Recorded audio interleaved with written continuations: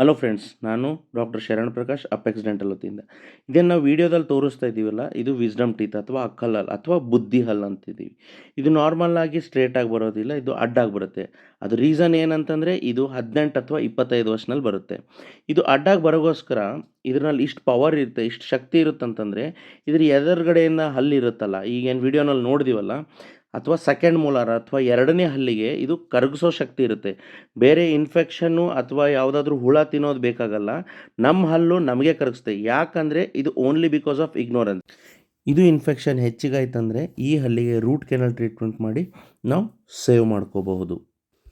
ಈ ಬುದ್ಧಿ ಹಲ್ಲು ಅಥವಾ ವಿಸ್ಡಮ್ ಟೂತ್ ಏನಿದೆಯಲ್ಲ, ಇದು ಕಂಪ್ಲೀಟಾಗಿ ಬೋನು ಅಥವಾ ಎಲುಬು ಒಳಗಡೆ ಸಿಕ್ಕಾಕೊಂಡಿರುತ್ತೆ. ಸೊ ನಾರ್ಮಲಾಗಿ ತೆಗಿಯೋಕ್ಕಾಗೋದಿಲ್ಲ. ಅದಕ್ಕೆ ಇದಕ್ಕೆ 2 ಅಥವಾ 3 ಸೆಕ್ಷನ್ ಅಥವಾ ಕಟ್ ಮಾಡಿ ತೆಗಿತೀವಿ.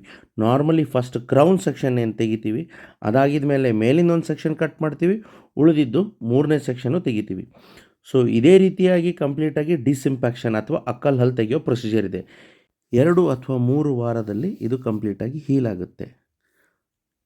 ಈ ಟೈಪ್ ಇನ್ಫಾರ್ಮೇಷನ್ ಬೇಕಂದರೆ ಸಬ್ಸ್ಕ್ರೈಬ್ ಮಾಡಿ ಮತ್ತು ಶೇರ್ ಮಾಡಿ. Thank you very much.